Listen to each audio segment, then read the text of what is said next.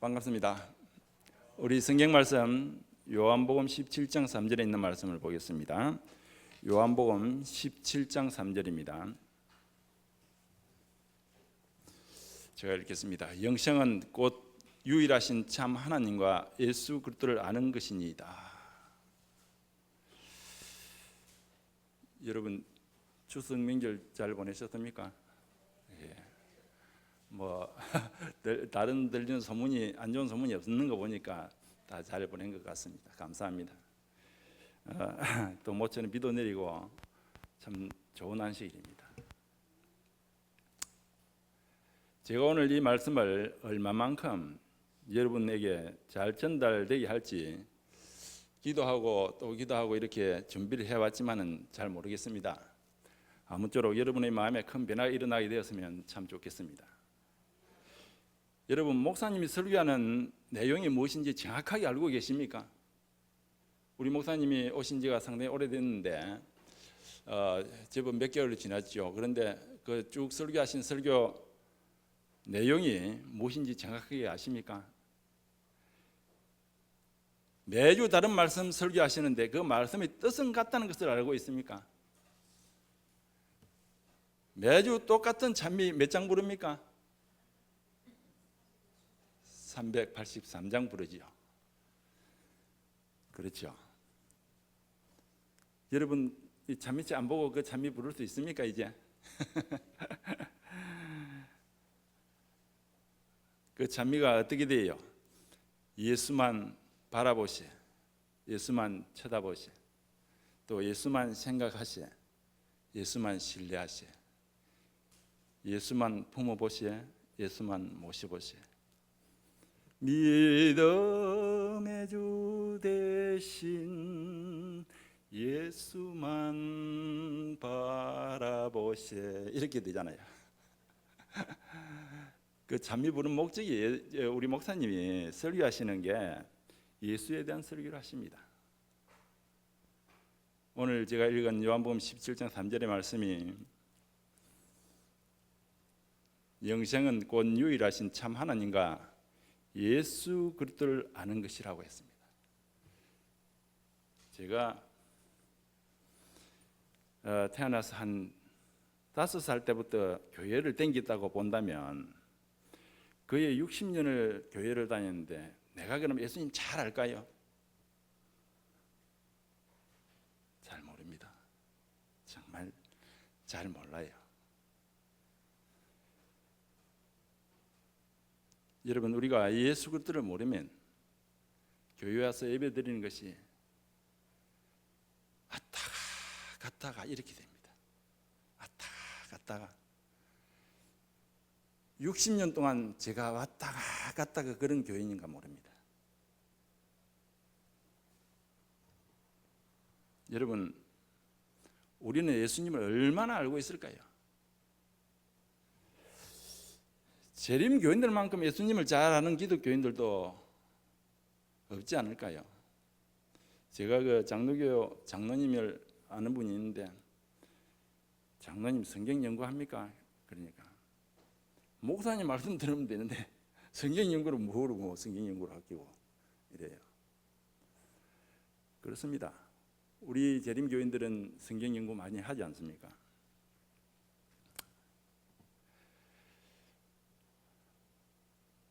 우리는 예수님을 우리 나름대로는 성경을 연구해서 또 교과 공부를 해서 말씀을 들어서 많이 안다고 생각합니다. 성경에 나타난 이스라엘의 역사 가운데서 매우 아이러니한 것은 오랫동안 메시아만 기다려왔던 이스라엘이 정작 그분이 오셨을 때는 영접하지 못했다는 것입니다. 그러나 그보다 더 아이러니는 예수께서 자신을 메시아라고 가르쳤지만은 그럼에도 불구하고 그들은 오히려 그분을 배척하고 십자가에 못 박은 것입니다.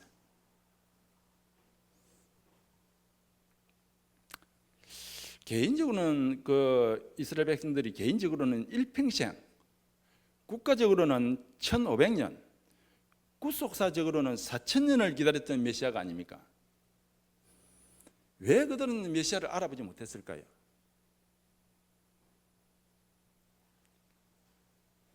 구약 성경은 오실 메시아에 대한 약속과 예언으로 가득했고 그들은 그 약속과 예언을 입이 닳도록 외우지 않았던 거예요.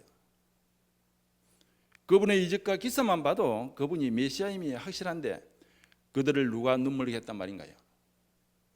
끝내 그들은 메시아를 영접하지 못하고 패망하고 말았습니다.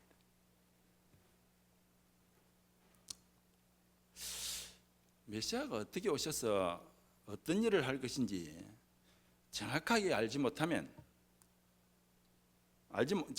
못하고 왕으로 오실 것이라는, 그래서 그들의 필요를 해결해 주실 것이라는 이런 기대를 하며 기다려왔지요. 그런 막연함 때문에 메시아가 왔을 때 그를 영접하지 못하는 우리를 범했습니다.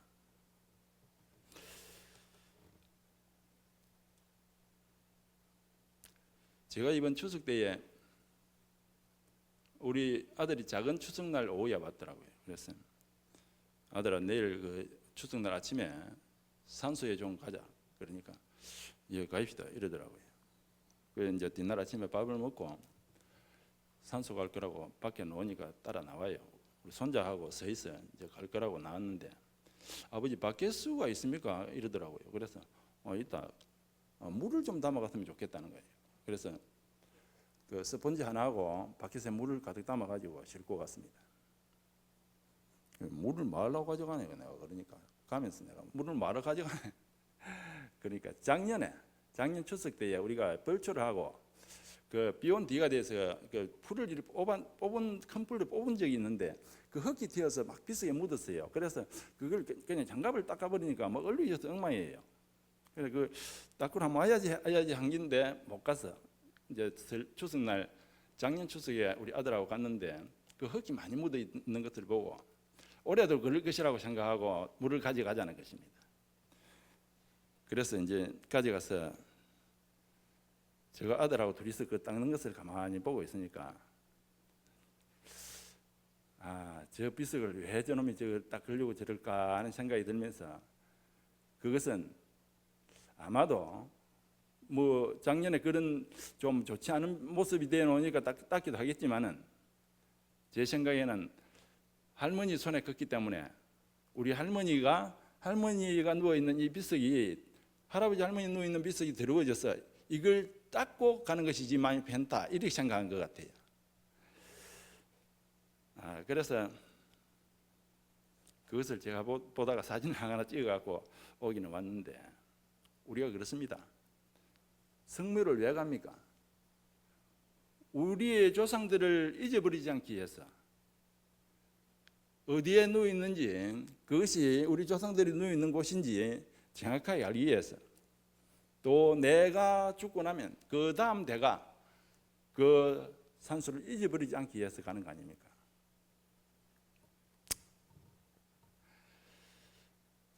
우리는 예수를 잃어버리면 곤란하겠지요. 성경에 예수를 잃어버린 이야기가 있습니다. 누가복음 2장 48절로 50절의 성경을 보겠습니다. 그 부모가 보고 놀라며 그 모치는 가로되 아이야 어찌하여 우리에게 이같이 하였느냐. 보라 내 아버지와 내가 근심하여 너를 찾았노라. 예수께서 가라사대 어찌하여 나를 찾으셨나이까. 내가 내 아버지 집에 있어야 될 줄을 알지 못하였나이까 하시니 양친이 그 하신 말씀을 깨닫지 못하더라. 이렇게 되어 있습니다. 이 일은 예수님이 12살 때에 처음으로 유월절에 참석하시면서 벌어진 일입니다. 위에 예수님이 하시는 말씀의 의미를 아는 것은 매우 중요합니다. 그때까지 예수님은 요셉과 마리아의 아들이었지만은 그날 그 유월절만큼은 그분께서는 하나님의 아들이셔야 했습니다. 왜냐하면 유월절은 친히 하나님의 아들께서 세상 죄를 지고 가는 하나님의 어린 양이 되어 희생당하실 것을 알리는 절기였기 때문입니다. 유월절 핵심은 유월절 어린 양입니다. 그럼에도 그날 예수님이 그 어린 양이라는 사실을 아는 사람은 단 한 사람도 없었습니다. 그러나 요셉과 마리아는 알고 있어야 했지 않습니까? 그러나 요셉과 마리아까지도 유월절 어린 양이신 예수님이 배제된 형식적인 유월절을 지켰습니다. 유월절 어린 양이 함께 하셨는데도 그 양이 예수님을 몰라본 것은, 그 양이신 예수님을 몰라본 것은 그들 모두가 껍데기 신앙을 하고 있었다는 것입니다. 마태복음 1장 21절에 보면 그 이름을 예수라 하라. 이는 그가 자기 백성을 그들의 죄에서 구원할 자이심이라. 아이가 태어나면 그 이름을 예수라 하라고까지 가르쳐줬어요.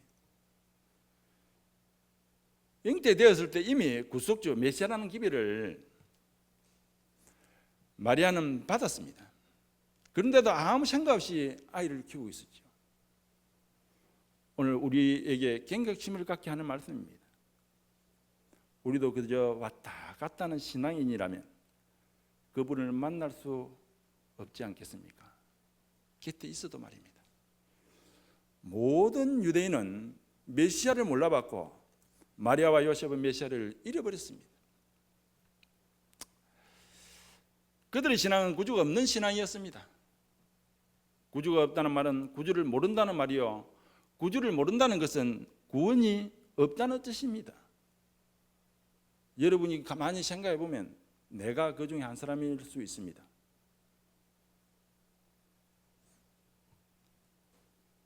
왜 목사님이 예수님에 관하여 설교한 줄 아십니까? 그분을 모르면 구원이 없기 때문입니다. 그렇지 않습니까? 얼마만큼 더 예수에 관하여 설교해야 됩니까? 이제 몇십 년 말씀을 들었으면 우리가 변해야 되는데, 아까 우리 집사님 기도처럼 우리가 변해야 되는데 나부터 변화된 모습이 보이지 않으니 우리 목사님이나 또 목사님이 가시고 그 다음 목사님이나 모두 다 똑같은 설교를 계속 할 수밖에 없지 않겠습니까? 왜요? 그렇게 해도 우리가 모르고 있기 때문에 그렇습니다.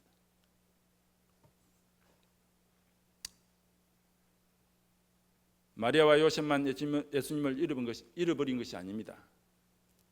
침례 요한도 그가 옥에 갇혀 있으면서 예수의 행적을 제자들을 통해서 들으면서 이렇게 묻습니다. 마태복음 11장 2절로 3절에 요한이 옥에서 그리스도의 하신 일을 듣고 제자들을 보내어 예수께 여짜오되 오실 그이가 당신이오니까 우리가 다른 일을 기다리오리까? 이렇게 가서 물어보라고 이야기를 합니다. 이 침례 요한이 어떤 분입니까? 불과 얼마 전에 예수님께 침례를 베풀면서 확신에 찬 말로 보라 세상 죄를 지고 가는 하나님의 어린 양이로다. 내가 보고 그가 하나님의 아들임을 증거하였노라라고 요한복음 1장 29절로 34절에 기록을 했습니다. 온 유대 땅에 예수님을 메시아로 증거하던 침례 요한이 왜 의심할 수 있었을까요? 영감의 글은 이렇게 적고 있습니다. 시대의 소망 215페이지에 구주의 제자들처럼 침례 요한도 그리스도의 왕국의 본질을 이해하지 못했다. 그는 예수께서 다윗의 보좌를 취하시리라고 얘기하였다. 그러나 시간이 지나도 구주께서 왕으로서 권위를 주장하지 않으시는 것을 보고 요한은 당황하여 근심하게 되었다라고 기록을 합니다.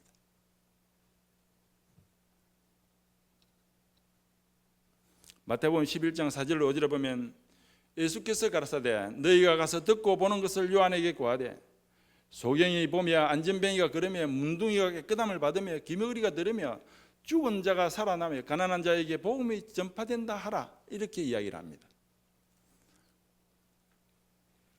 예수께서 그래 내가 메시아 맞다 해라 이렇게 말씀하지 않으시고 구약 이사야 61장의 메시아에 대한 사명이 무엇인지 잘 알고 있는 침례 요한이기에 듣고 본 것을 구하라고 이렇게 이야기를 합니다. 전혀 마리아는 사내를 전혀 알지 못할 때 성령으로 예수님을 잉태하였고 보라 내가 수태의 아들을 낳으니 그 이름을 예수라 하라.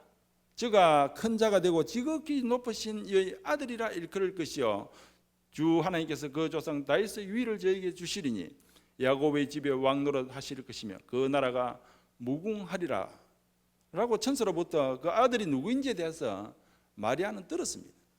그런데도 잊어버렸어요. 우리가 역대 수많은 이 목사님을 통해서 예수가 누군지 어떻게 믿어야 하는지 예수를 어떻게 알아야 하는지 여러분 얼마나 많이 들었습니까? 저희 옛날 사람 말씀처럼 귀가 딱지가 않도록 듣지 않았습니까? 영감이 글은 이렇게 적고 있습니다. 시대의 소망 82페이지에 마리아는 이 말을 마음속에 두고 곰곰이 생각하였다. 그런데 그녀는 자기의 아이가 이스라엘의 메시아가 될 것을 믿으면서도 그분의 사명에 대해 이해하지 못했다 라고 기록을 합니다. 마리아가 그런 이야기 들어도 그게 무슨 말인지 이해를 하지 못했다는 것입니다. 오늘날 영적 이스라엘은 우리도 똑같습니다. 죄를 짓고 있거나 앞으로 죄를 지을 가능성을 가지고 있는 사람이라면 모두가 다 십자가가 필요합니다. 안식일 역시 창조의 기념일만 아니라 구속의 날인 것을 알아야 합니다. 주의할 것은 유월절이든 안식일이든 죄에서 해방되는 경험이 없으면 아무런 의미가 없다는 것입니다. 여러분, 안식일을 잘 지켜야 된다고. 저 역시도 마찬가지입니다. 안식일만 잘 지키면 되는 줄 알고 직장까지 때려치운 사람입니다.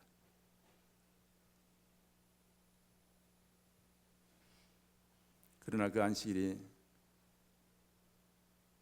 창조의 기념일이고 또 구속의 날인 것을 알아야 되는데 그 구속을 받은 기쁨은 그 안식일에 있는 날이 몇 분 없지 않습니까?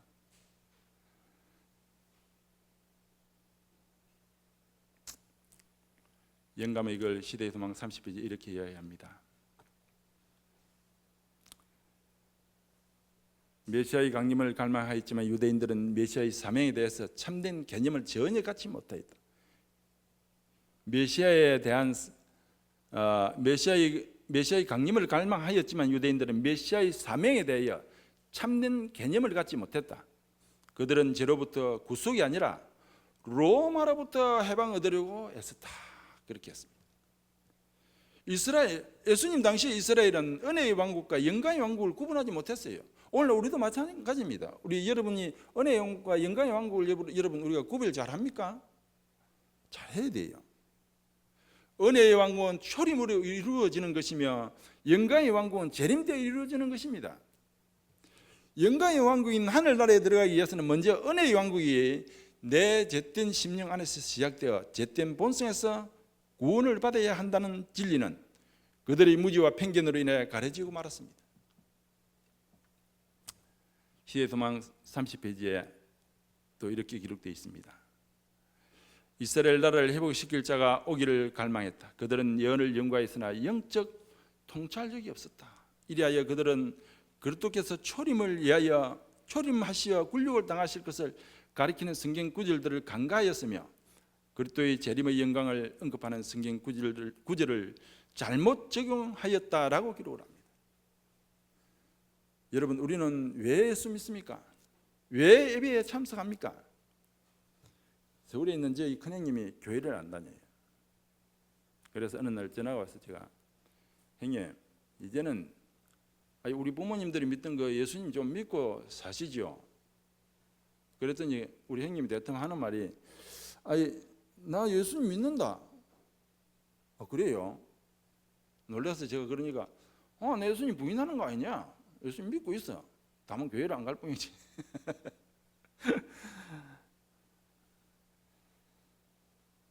예수 믿는 사람이 행위가 어떻게 되어야 됩니까? 이 전으로 나와서 예배를 드려야 되지 않겠습니까? 그죠?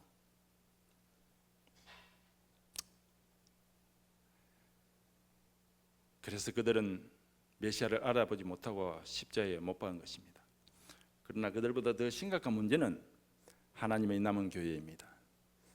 철저히 실패한 이스라엘의 역사의 거울을 가지고 있는 영적 이스라엘이 육적 이스라엘의 본을 그대로 반복하고 있다는 사실입니다. 피상적 지식은 결코 구원에 이르게 하지 못합니다.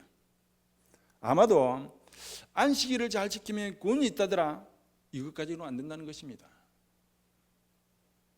재림 성도들이 주의해서 알아야 할 것은 육적 이스라엘은 초림 예수님의 사명을 온전히 몰랐을지라도 후에 제자들을 통해서 깨달을 수 있는 기회가 있었습니다. 그러나 재림 성도들은 예수님이 재림하시기 전에 운명이 결정된다는 사실입니다. 우리가 육적 이스라엘의 경험을 반복할 것인가? 요한복음 17장 3절 영생은 곧 유일하신 참 하나님과 그의 보내신 자 예수 그리스도를 아는 것이라고 했는데 예수님 이름만 알면 됩니까? 아니지요. 여기서 그의 보내신 자 예수 그리스도를 아는 것은 두 가지 의미를 가지고 있습니다. 첫째는 그분의 품성을 알아야 하고 두 번째는 그분의 사명을 알아야 한다는 뜻입니다. 품성을 모르면 사명을 모르며 사명을 모르면 품성도 이해하기 힘듭니다.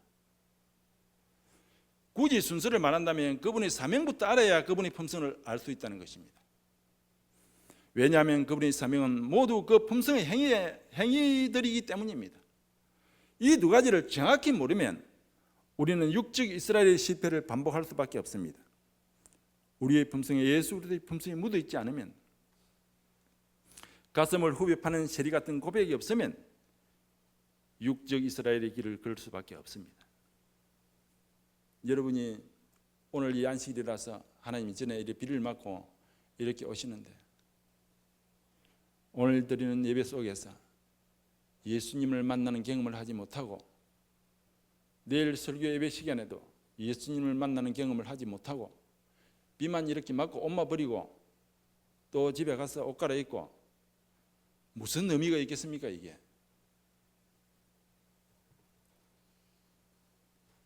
여러분, 간단하게 줄여서 말하자면 육적 이스라엘의 예수님이 초림이 있었던 것처럼 진정 우리 개인에게 초림인 유대 땅이 아닌 죄인의 심령인 우리 안에서 이루어져야 하기 때문입니다. 그 기간은 예수님이 지성소에서 다 이루었다 하고 나오시기 전까지입니다.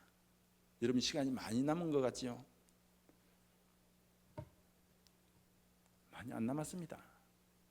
여러분이 잘 알다시피 제가 올여름에 그 열사병으로 이렇게 쓰러졌는데 제가 죽었는데 서서히 깨어나서 지금은 이렇게 살아 있습니다만은 우리가 언제 끝날는지 모릅니다. 어떤 분이 저기에 그 글을 하나 보냈는데, 우리는 미래를 알고 나아가는 것이 아니라 믿고 나아가는 것이다, 그렇게 이야기했어요. 그렇습니다. 언제 끝날는지는 모르지만은 어쨌든 하나님께서 좋은 때에, 하나님 시간표에 적당한 때에 끝나지 않겠습니까? 진정한 의미에서 개인적 초림은 예수께서 십자가에서 내어놓으신 생명과 품성을 우리 마음에 받아들일 때, 즉 목사님이 설교할 때 하나님의 말씀을 들을 때 우리 가슴에 감동이 밀려오고 내가 고귀한 피로 산 죄인임을 깨닫고 회개의 심령이, 거듭남의 심령이 일어나야 우리가 초림을 맞이하게 된다는 것입니다. 그것이 개인적인 초림입니다. 그것이 매일 매순간 매주 일어나야 합니다. 한 번만 일어나면 되겠습니까? 제가 목사님이 설교를 듣고 안식일 날 저 문 밖에 나가면 그 감동 그대로 저 집에까지 가질까요? 문을 나서는 순간, 목사님과 악수를 하는 순간 돌아서면 잊어버립니다. 내 안에 무엇이 이루어져야 된다고요? 예수 그리스도의 초림이 이루어져야 됩니다. 그 초림이 뭡니까? 말씀에 감화 감동이 있는 그러한 시간들이 되어야 된다, 이 말입니다.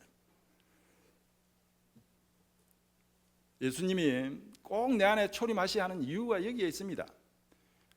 마태복음 1장 21절에 아들을 낳으리니 이름을 예수로 하라. 이는 그가 자기 백성을 저희 죄에서 구원할 자이심이라. 저희 죄는 저희 심령 안에 있습니다. 재림은 죄악 세상에서의 구원입니다. 우리 마음 안에 죄에서 먼저 우리가 구원을 받아야 돼요. 재림 때 이 세상에서의 구원이 있게 될 것입니다. 영감의 글 시대의 서막 668페이지 이렇게 기록을 합니다. 그분은 사람을 구원하시되 죄 가운데서 구원하지 않으시고 죄로부터 구원하신다는 점을 분명하게 기록을 하고 있습니다. 여러분, 내가 설명이 잘 되었는지 모르겠습니다. 여러분이 이해할 수 있게 내 나름대로 줄여서 내가 설교를 하지만은 내가 아는 것을 표현하는 한계가 이 정도라서 정말 죄송합니다. 부디 간곡히 다시 말씀드리지만 예수 그리스도의 초림을 경험함으로 내 안에서 예수 그리스도가 재현되어야 한다는 사실입니다. 그리하면 재림하실 때 예수께서 나트로 그 알곡을 거두실 것입니다. 이것이 계시록 14장 14절에 그의 보내신 자 예수 그리스도를 아는 것이며 이 진리를 아는 것이 뭐 하는 것입니까? 영생이라고 이야기를 합니다. 영생이라고. 여러분도 마찬가지로 이 세상 살아가면서 험한 꼴 많이 보고 힘든 일 많이 겪고 참 소위 안 볼 거 못 볼 거 다 보고 살지 않았습니까? 그런데 재림 때에 우리 이름이 호명받지 못한다면 어떻게 될까요? 예배의 근본 의미가 초림입니다. 예배의 근본 의미가 우리는 매 예배 때마다 매 안식일마다 그 초림이 우리 심령에 이루어져야 된다는 사실입니다. 요즘에 화요일 예배가 실종되어 가고 있다는데 여러분 그래도 우리 교회는 화요일 저녁에도 많이 옵니다.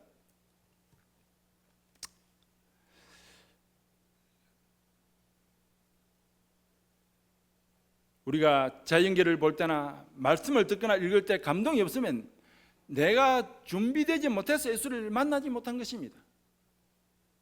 김아무개 목사가 설교하면 감동이 있고 박아무개 목사가 설교하면 감동이 없습니까? 그런 것이 아니라 듣는 내가 예수를 만날 간절함이 없기 때문입니다. 즉 만남을 위한 준비 없이 예배에 왔기 때문입니다. 제가 때로는 예배를 마치고 집으로 돌아가면서 차 안에서 제 집사람에게 이런 이야기를 합니다. 여보, 오늘 그 설교 말씀을 이해하나? 물어봐요. 그러면 우리 집사람이 듣기는 들었는데 잘은 이해를 못했다고 이야기를 합니다. 그러면 제가 그 한 5분에서 한 6, 7분 되는 거리에 가면서 여보, 그 말씀이 이리이리하다 한 말씀이다. 그렇기 때문에 우리가 그 말씀에 비추어 볼 때 이리이리 되어야 된다고 이야기를 해줍니다. 왜 그런가 하면 제 안에도 그 말씀 속에 감동을 못 받을 수 있거든요. 그렇기 때문에 제가 부연 설명을 좀 해주면 또 새롭게 감동을 받을 수 있지 않습니까? 그래야 안에도 그의 마음속에 예수님을 만나는 경험을 할 것이기 때문입니다. 제가 이게 대학 들어가는데 이 문제 내는데 거기에 시험 치는데 득이 되는 그런 게 아니고 예수를 만나는 경험을 하는 데에 꼭 필요하기 때문에 그렇습니다. 우리 마음속에 예수님의 초림을 맞이하게 되기 때문입니다. 이것이 그만큼 중요하기 때문입니다. 여러분, 내가 저 뒤에 앉아 계시는 우리 이미경 사모님을 잘 알까요? 아니면 저 뒤에 서 계시는 오호칠 목사님이 이미경 사모님을 잘 알까요? 누가 잘 알겠어요? 제가 우경희 집사님을 잘 알까요? 이민수 장로님이 우경희 집사님을 잘 알까요? 누가 잘 알겠어요? 같이 하루 종일 같이 있고 또 일주일에 최고로 가까이 있고 자주 만나는 사람이 누굽니까? 내 옆에 사람 아닙니까? 그렇기 때문에 자주 만나고 자주 옆에 있고 한 그 사람이 그 사람을 더 잘 압니다. 그러면 일주일에 안식일 그 설교회 때만 이 교회에서 예수님 만나면 좋겠습니까? 일주일에 3번 다 그 시간에 와서 예수님 만나면 좋겠습니까? 누가 더 예수님을 잘 알까요? 여러분, 우리가 예수님께 이 교회에 와서 예배 드리러 오는데 예배 드리러 와서 그냥 폼 잡고 우리가 왔다가 성경 끼고 이리 왔다가 그냥 돌아가면 아무 의미 없습니다.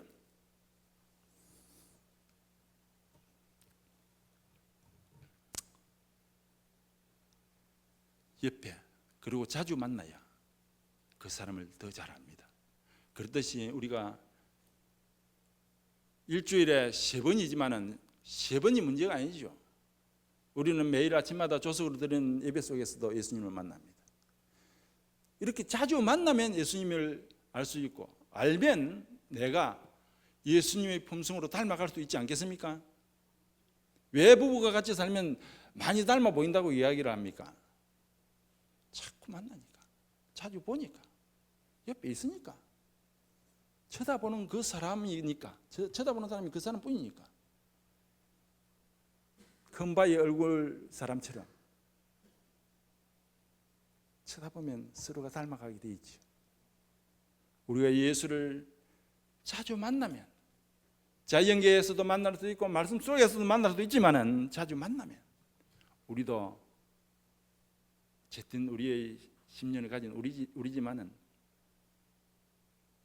나중에 예수 그리스도의 품성을 서서히 닮아가지 않겠습니까?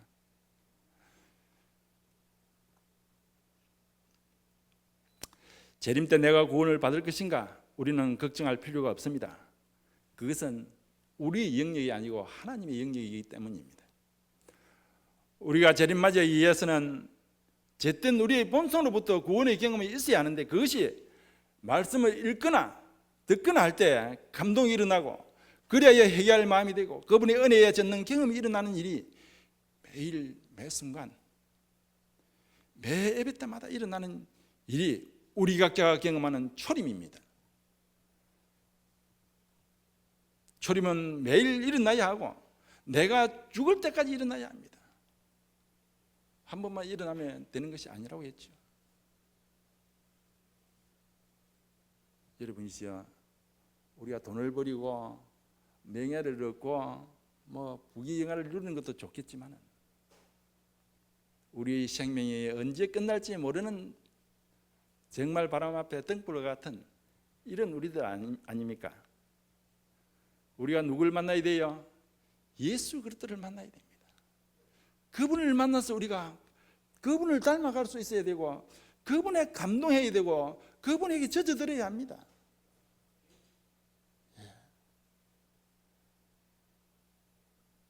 이렇게 제가 말씀을 전하지만은 나도 연약한 죄인이라서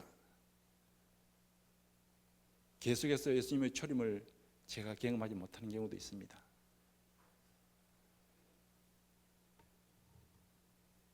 주옥 같은 말씀들이 전해질 때, 감동을 불러일으키는 찬양이 주어질 때, 여러분, 우리의 가슴이 뜨거워져야 합니다. 그래서 내가 오늘 또 예수를 만나는 경험을 해야, 오늘 여러분이 이 안식일을 드리는 이 예배가 참 예배가 되는 것입니다. 우리가 예배를 드리러 오는 이유가 바로 그것입니다. 다른 이유 없습니다. 예수님 만나러 오는 것입니다. 이스라엘 백성들이 양을 잡아 제물로 바치기 위해서 왔을 때에 그 제사장이 자기가 가져온 양을 목에 칼을 대고 피를 흘리고 죽게 할 때에 그들의 심령에 무엇이 일어납니까? 아, 하나님, 내가 죄인이었습니다. 내 죄를 용서해 달라는 마음이 간절히 일어납니다. 그것이 제물을 바치는 이유입니다. 내 마음에 뜨거움이 없고 감동이 없으면 우리의 예배가 헛예배가 된다는 사실입니다. 목사님이나 장로님들이 열심히 준비해서 여의단에서 설교를 하지만 아무리 감동적인 설교를 해도 내 가슴에 뜨거움이 느껴지지 않는다면, 여러분, 우리가 준비하고 오지 않아서 그렇습니다. 그것을 일주일에 한 번만 받으면 되겠습니까? 몇 번 받아야 돼요? 수시로 받아야 됩니다. 일을 하다가도 저 하늘을 쳐다보면 저 산 너머 하얀 솜들 같은 구름이 일어나면, 아, 하나님, 오주에 오실 때 저 하얀 솜들 같은 구름을 타고 오십시오. 나도 저런 흰 눈과 같은 저 구름 속에 우리 주님과 저 영원한 하늘나라 가기를 원합니다. 이런 마음을 가질 때 감동이 일어나고 내 주님을 사모하는 마음이 일어나고 이렇게 돼야 된단 말입니다. 여러분이시여, 제가 얼마나 여러분 앞에 설교를 하게 될는지도 모르겠지만, 여러분이 분명히 알아야 하는 것은, 우리가 예배드리는 것은 말씀에 적고 예수를 만나는 경험을 분명히 해야 된다는 사실입니다. 아무쪼록 우리 모두가 이렇게 자유롭게 신앙생활을 할 수 있을 때에 여러분 우리가 말씀에 푹 젖어 사는 저와 여러분 되시기 바라면서 오늘 말씀을 마치겠습니다. 하늘에 계신 저희들 아버지 하나님, 이 복되고 거룩한 안식일을 저희들에게 허락해 주셔서 감사합니다. 아버지 하나님, 이 안식일에 주의 귀한 말씀으로 푹 젖어 사는 우리가 될 수 있도록 도와주시고, 이 안식일에 주님 말씀으로 인해서 저희들이 감동받는 그런 안식일이 될 수 있도록 축복하여 주시옵소서. 돌아가는 발길도 인도하여 주시고 내일 오전에 만날 때까지 건강할 수 있도록 축복하여 주시옵기를 우리 구주 예수 그리스도 이름으로 기도드립니다.